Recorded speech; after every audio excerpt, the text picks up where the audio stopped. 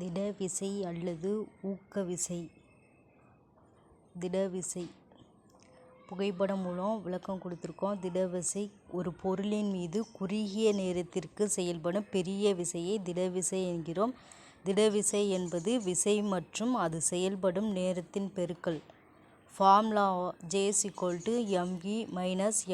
திடவிசை இயக்க வேக மாறுபாடு.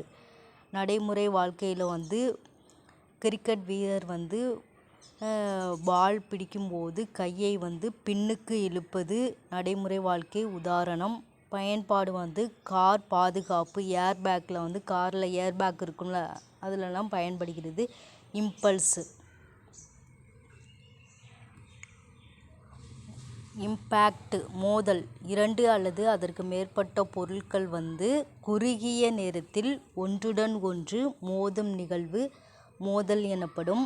மோதல் நிகழ்வு மொமெண்டம் மாற்றம் ஏற்படும். விபத்து. விளையாட்டில் மோதல்கள் ஏற்படும். இது பெஸ்ட் எக்ஸாம்பிள் புகைப்படத்தோடு நம்ம கொடுத்துருக்கோம். ரெண்டு கார் மோதுவது போல் இருக்குது. இதுதான் மோதல் நிகழ்வு.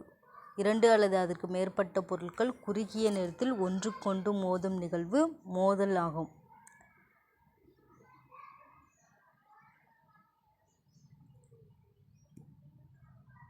மோதல் விதிகள். இரண்டு அல்லது அதற்கு மேற்பட்ட பொருட்கள் குறுகிய நேரத்தில் ஒன்றுடன் ஒன்று மோதும் நிகழ்வு இம்பேக்ட் ஆகும். இம்பேக்ட் நிகழ்வுகளில் இரண்டு முக்கிய விதிகள் பயன்படுகின்றன. இயக்க அளவு நிலைத்த விதி, திரும்பும் விதி. விதி 1. m1v1 m2v2 இந்த பக்கம் கொடுத்துருக்காங்க. மோதலுக்கு முன் மோதலுக்கு பின் m1v1 m2v2. m1u1 plus m2u2 m1v1 plus m2v2. மோதலுக்கு முன் மோதலுக்கு பின்.